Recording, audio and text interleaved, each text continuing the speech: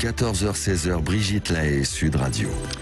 Nous sommes avec notre docteur en émotion, Robert Zuillier. On évoque la colère. Et je crois, Eric, que ça vous arrive d'être de temps en temps en colère. Bonjour Eric, merci en tout cas de prendre la parole. Oui, bonjour Brigitte et bonjour Robert. Alors effectivement, je vous ai écouté avec attention sur le début de cette émission. Moi, ça m'arrive, assez rarement d'ailleurs, d'être en colère, mais ça m'arrive. Et en fait, mes colères à moi, je vais vous parler de mon expérience à moi et de ce que je souhaite vous dire en fait. Hein. Bien sûr.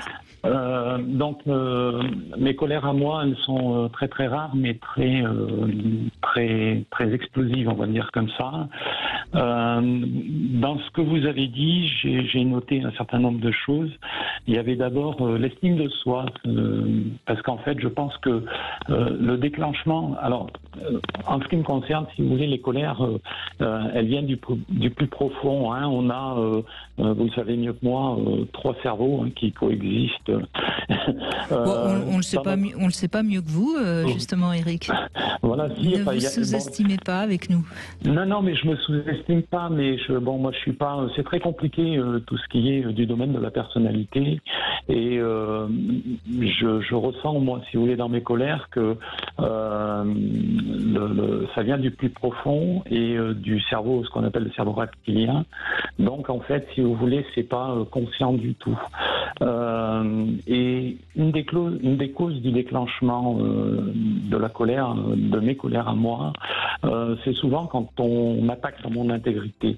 En fait, pour moi, la colère, j'en suis victime. Ça, c'est un élément important. Ouais. Même si la victime, c'est celle qui est sidérée en face ou celui qui est sidéré en face. La vraie victime, on va dire. Mais j'en suis aussi victime. On est 2 victimes dans l'histoire. Et c'est un moyen de défense, la colère. C'est un moyen de fonctionnement qui n'est pas forcément légitime. Hein, ça, je sais pas. En tout cas, moi, ce que je voulais vous dire, j'avais essayé d'intervenir une fois sur votre émission et j'avais pas pu. C'était pour vous dire que on ne peut rien faire contre la colère. Quand elle arrive, elle survient. On peut essayer de se raisonner. Tout ça, c'est des mots. La colère, quand elle arrive, vous êtes en colère, vous êtes en colère. Alors, vous faites quoi quand elle arrive, la colère Rien, j'ai le souffle coupé, j'ai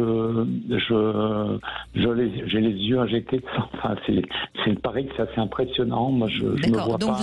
Vous êtes sidéré en quelque sorte. Vous êtes c'est la personne en face qui est sidérée. Moi, je suis dans un état j'expulse moi. J'expulse ce qui arrive et bien souvent la dernière.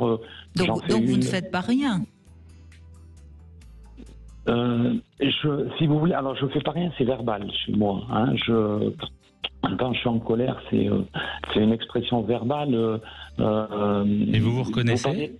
Comment ? Vous vous reconnaissez quand vous êtes dans cet état ? Non, pas du tout. Je sais pas ce que je dis. Alors, je le sais, en fait, c'est le pire de ce que je peux penser qui sort. Ouais. Parce que l'objectif, c'est effectivement de blesser l'autre quand on est en colère. Mais il n'y a rien de conscient. Il faut que ça sorte. Mais voyez, comme quand on vomit. Eric, oui, mais vous avez dit, c'est quand on touche mon intégrité. Oui. Donc vous avez été blessé. Et par ricochet, si je puis dire, il y a le réflexe, qui est donc la colère, de blesser l'autre.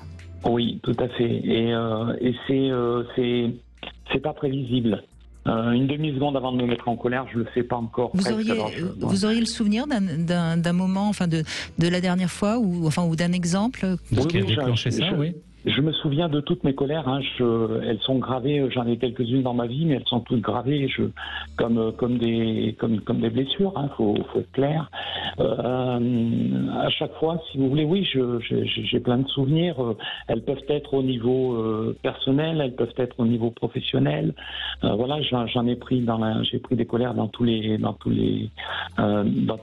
domaines de la vie. Hein. Et donc. Mais alors, c'est quoi ? C'est quand on vous critique, quand on vous reproche quelque chose, quand vous avez l'impression que quand je me sens attaqué. Elle arrive, si vous voulez, et je peux pas maîtriser. Bien sûr, mais vous dites attaquer dans votre intégrité, c'est-à-dire qu'on vous critique, on vous reproche quelque chose alors que vous n'y êtes pour rien, c'est ça? Alors je ne sais pas si j'y suis pour rien. souvent, en tout cas, vous ressentez ça comme une. On revient, Robert Usulis, sur l'injustice. Au sentiment d'injustice, bien sûr, et au préjudice que vous subissez en étant remis en cause alors que ça ne devrait pas. Oui, ouais. Et oui, tout à fait, c'est ça. Et donc. Et cette remise en cause, elle touche à quelque chose de particulier? Parce que vous avez démarré en parlant d'estime de soi. Est-ce que c'est qu'on remet en cause votre valeur?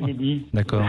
C'est ce que j'ai retenu de ce que vous aviez dit. L'estime de soi, c'est quelque chose, je pense, qui est un déclencheur. Si vous voulez, il y a quand la colère, elle n'intervient jamais comme ça, enfin très rarement. C'est, si vous voulez, vous avez tout un contexte autour. Vous pouvez avoir de la frustration, mais c'est pas parce que vous êtes frustré que vous êtes en colère. Mais j'ai réfléchi de temps en temps. La frustration, c'est un peu comme un filet que vous mettez autour du poisson, et plus vous serrez le filet, plus le poisson se débat. Et donc, ça empêche de réfléchir. C'est un voile qui va vous empêcher de réfléchir. Il me semble, Eric, à vous écouter, il me semble que ça vient de votre enfance où, à un moment ou un autre, vous avez dû être pas assez reconnu et vous avez dû mettre votre mouchoir par-dessus. Et c'est cette blessure-là qui, de temps en temps, rejaillit. Il me semble, un mouvement réflexe, il me semble qu'il y a vraiment quelque chose qui remonte à très très loin. Et c'est cette blessure-là qu'il faut aller réparer en tant qu'adulte? Oui, alors réparer, c'est difficile. Hein. Je vais vous dire la vérité, moi j'y crois pas. J'ai essayé d'y travailler longtemps, j'arrive à la soixantaine, je suis en fin de cinquantaine. J'ai abandonné de travailler pour changer des choses. Ma technique maintenant, c'est plutôt l'esquive, on va le dire comme ça, pour vivre tranquille, parce que je n'aime pas la colère. Non, mais c'est dommage, parce que du coup, vous êtes dans l'évitement et quelque part, ça nuit à la relation aux autres, me semble-t-il, en tout cas.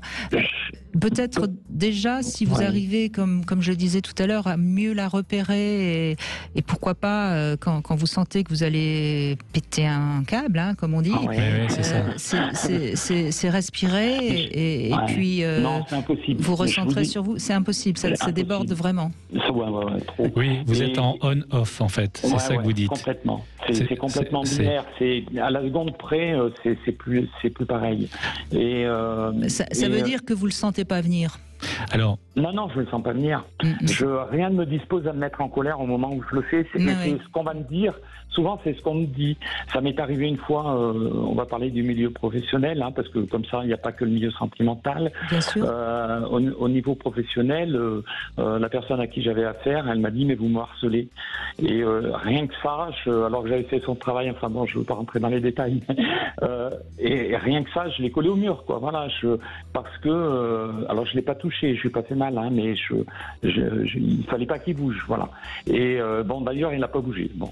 Et oui, et donc, mais parce qu'en fait, si vous voulez, c'est une réaction de. Vous attendiez de la reconnaissance et on vous traite d'harceleur. Du moins de ne pas être agressé. Je suis quelqu'un d'assez pacifique dans le principe, malgré les apparences occasionnelles. Et même pas de la reconnaissance, juste de ne pas être agressé. Et quand je me sens agressé, ça peut aboutir sur quelque chose, et ça l'a fait comme ça pour cette colère-là. Quand on me trompe, par exemple, ça peut être professionnel aussi. Je me rappelle d'une colère, ça devait être en 2012-2013. Une personne, c'était au téléphone, elle n'était même pas en face de moi, elle a plus voulu me voir parce qu'elle m'avait trompé. C'était comptable en l'occurrence. Et vous voyez, les domaines sont divers, c'est pas, mais c'est toujours quand ça vous touche, quand quand le contexte vient me heurter, ça explose. Dans mon intégrité, dans Mais ce que je ressens. ce que vous décrivez, Éric, je crois, à Robert Zuillis, c'est très révélateur des personnes qui sont en effet un peu colériques et que tout d'un coup, on ne sait pas pourquoi, ça explose. Il y a des éléments déclencheurs. Et quels conseils vous pouvez lui donner? C'est connaître ces éléments déclencheurs. C'est être capable de les nommer. C'est ce que vous avez commencé à faire en disant, voilà, quand on me parle de harcèlement, parce que c'est un mot très fort et qui est très violent pour vous par rapport à vos valeurs. Donc vous avez une sensibilité forte à l'égard de certaines de vos valeurs. Donc c'est noter ces valeurs qui peuvent vous rendre extrêmement colérique et savoir que quand vous les entendez, vous pourriez, plutôt que de réagir en colère, savoir que ça pourrait déclencher votre colère et demander une explication à l'autre pour éviter, vous, de réagir instantanément. Mais il faut être attentif à ces déclencheurs-là. Il faut savoir les nommer pour pas qu'ils vous prennent par surprise. Parce que on peut le sentir venir. Ce qui est intéressant chez vous, c'est que c'est un schéma quasi électrique, c'est-à-dire que ça s'allume ou ça s'éteint, mais quand ça s'allume à 100%. Il n'y a pas de progression dans la luminosité.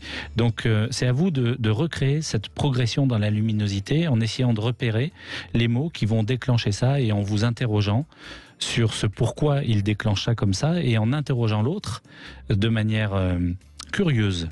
Pas tout de suite agressive et violente, et ça demande un peu d'entraînement en fait. Ça demande de repérer ça chez vous.